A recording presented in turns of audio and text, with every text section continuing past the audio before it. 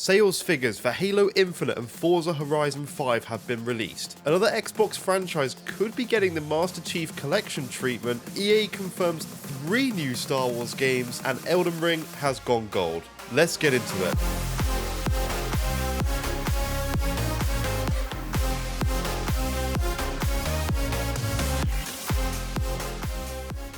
What is up, guys? Welcome back to yet another Major Ben Gaming video. I do hope you guys are having an absolutely fantastic day. I want to say thank you so much for clicking on my video. Do let me know if you enjoy the video down in the comments below. Give me some feedback I could do to improve, because I'm always looking to improve my content.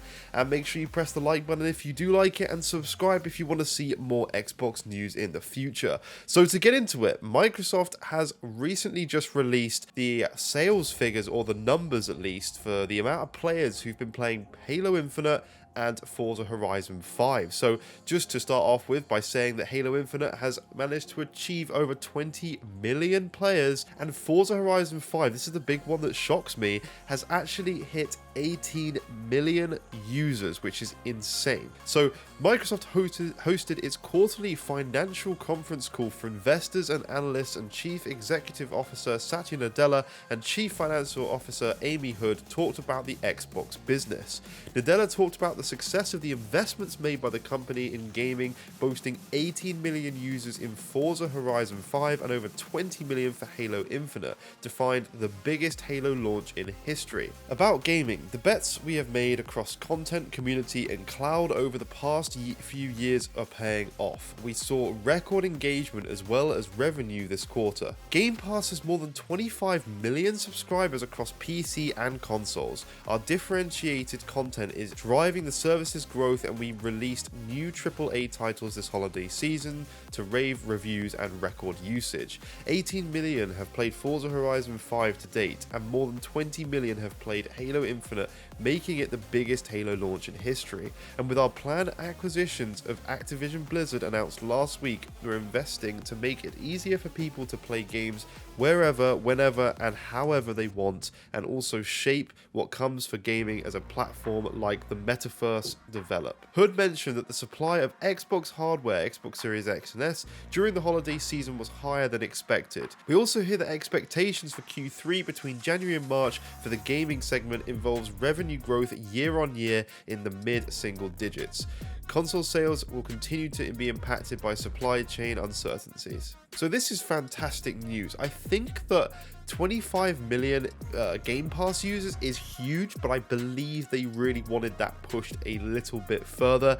And I think this is where things like the Microsoft Blizzard acquisition, and the Bethesda one for that matter, but especially the Activision one, is why this is here, to kick up those Game Pass sales. Because in the end of the day, the people they want on Game Pass are the recurring yearly users who play just games like Call of Duty. They want to put a dent in that market.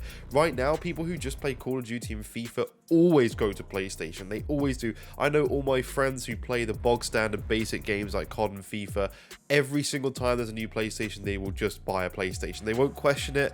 All of their friends will get a PlayStation. It's just the thing to do. You know, it's the system that's easy, basically. So everyone goes out and gets that. So this is why Microsoft has made that Activision Blizzard acquisition, because they want to start pushing things like Call of Duty more on the Xbox platform. If they can win that title, put it in Game Pass, even if it does still release on PS5, they can, you know, charge people £70 for it, for example, or whatever dollars, and then put it in Game Pass for all the Game Pass subscribers to enjoy with no additional cost. So that's absolutely fantastic. But the fact that these games, pretty much due to Game Pass, have hit 20 million and 18 million players shows how happy they are with the figures that they're hitting right now, because of Game Pass. Game Pass has absolutely smashed it by having these games come out free. I mean, I wouldn't have bought Halo Infinite at launch. I obviously got it at Game Pass, so I never would have bought that game and played it at launch. Forza Horizon 5, I don't really play that many car games,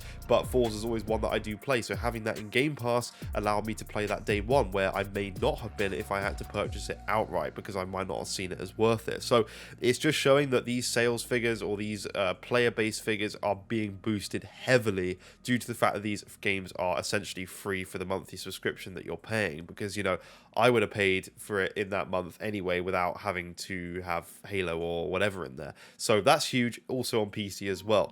The next bit of news, we have another Xbox franchise is going to get the Master Chief Collection treatment. So this is just a rumor at the moment, okay? So I do want you to take that in mind. I'm just reporting it because I think it's interesting and a bit of a discussion is needed. So it's been rumored that Microsoft could be working on a remastered collection for another one of its franchises, similar to Halo, the Master Chief Collection. Microsoft has been dominating headlines for the past week with the announcement of Activision Blizzard. But as you expect, Xbox has plenty of other irons in the fire. A number of first-party games in development for Xbox Series X and S are known already, but it seems like there might be more coming in the not too distant future. So it is very heavily rumored that some franchises, well, a franchise could potentially be getting the treatment of Halo, which is what they mean by that is a Master Chief Collection with updated textures and a resolution and frame rate boost to some of the older games that are in the 360 era and the Xbox One era, perhaps. So the two things that are in mind for me and a lot of other people, the two franchises that could get this treatment, one of them being Gears of War, which is an obvious candidate. They have very, very good games and some old games from the 360 and before era. So Gears of War could get a sort of Master Chief Collection, a bundle of Gears games into one with resolution boost, FPS boost, and that would do absolutely fantastic on Game Pass. Slap that straight on there, allow people who haven't played Gears of War titles and have maybe been on the PlayStation ecosystem come across to Xbox, get their Game Pass subscription and start some of these amazing, awesome franchises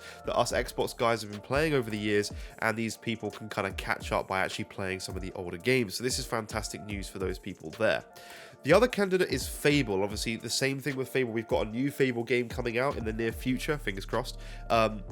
They may want to allow people to play some of the older Fable games with some up-to-date textures, resolution boost for Series X and S, so those people can sort of prepare to play the new Fable game that's coming out shortly, and you know, for people who haven't played Fable before, they get an understanding of what the game's about and stuff. So that could be also another good possibility. For example, myself, I have not played a Fable game before, so I'm very excited for the new one, but I would love to be able to have the option to go and play some of the older Fable games with some resolution boosts and etc. So next we have some Star Wars announcements, some Star Wars news from EA. They have announced that EA is actually working on 3 Star Wars titles. Now, one is expected to be the follow-up to Star Wars Jedi Fallen Order. Now, that game, if you haven't played it, is a must play. It is on Game Pass right now. If you're playing on Xbox, please go and check it out. It is one of my favorite games that I have played in the last few years by a long shot. It's absolutely fantastic. Now, obviously, we have the announcement. We've got Lego Star Wars coming up in April. That's not one of the 3 games, by the way, but we do have Lego Star Wars coming up in the near future as well for you Star Wars fans. But another team at Respawn is working on a Star Wars first-person shooter with former LucasArts VP of Development and Executive Producer on the original Star Wars Battlefront games.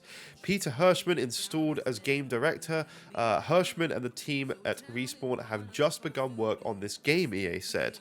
VentureBeat's Jeff Grubb has clarified that this game will be made by the Medal of Honor VR team, though it won't be VR itself, obviously, because that would not be a good idea and eliminates the whole of Xbox being able to have it.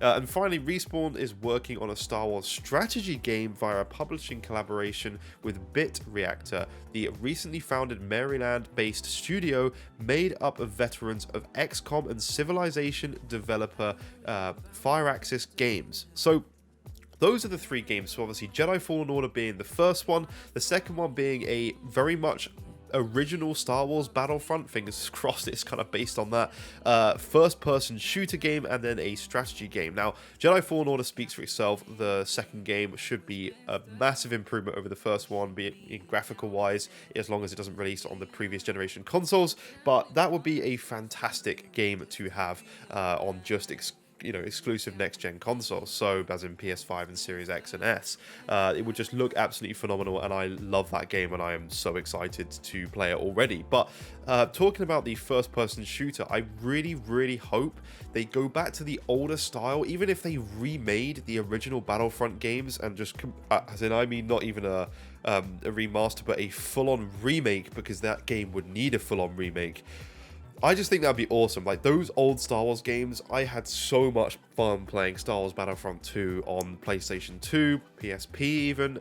It was just fantastic, and those style of games would do so well, I think, these days with a massive, upgrades and everything like that. But I think the problem is they try to go too into it with some of the games sometimes, with like the new Battlefront games, and they just aren't as good as the older ones. They just don't compete in my eyes. So I think it would be fantastic to have a more older based style Star Wars game. I think that would work. And then the strategy game, them working with people that are veterans of XCOM and Civilization is fantastic news. Those games have obviously done very well for themselves.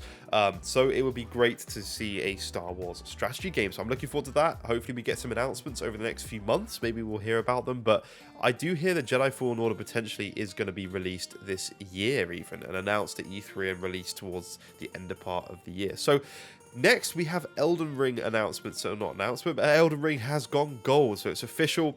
I'm so excited. It's probably my most anticipated game of this year. I'm very excited. But I kind of get how, it's worrying getting overhyped for stuff. I actually watched someone's YouTube video the other day about we're ruining gaming by becoming overhyped for games too much, like the whole Cyberpunk thing. But there's a yes and no to that. I think it's good to have hype. I think it's, people are excited, especially with everything going on in the world still at the moment.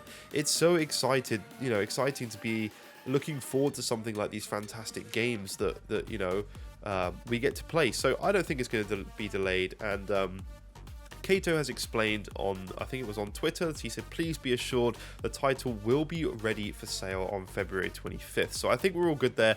I really hope they've put the work in. I really hope this isn't going to be a Cyberpunk-esque game where things are, having a ton of problems at launch, because it's just miserable in the gaming industry how often that sort of shit is still happening. It's very disappointing to see. So I'm hoping this game is going to be a absolutely incredible game with no bugs at launch, everything working smoothly. I hope they've ironed that all out. And I know they're trying to patch things to make things look as good as possible and run as well as possible on both of the next gen bits of hardware. And hopefully, even for people who are still on the PS4, Xbox One generation, fingers crossed they have thought about those people, and they're going to be, they're going to be okay with their generations running at a solid 30, a stable 30, with decent looking graphics, to what those machines can handle. So that is it for the news today, guys. I hope you have enjoyed my video. Please do consider leaving a like, and do consider subscribing to my channel. I would really appreciate it. Thank you so much for watching. Lots coming in the future. Check out my Twitch in the link in the description, and I will see you guys in future videos. Bye bye for now.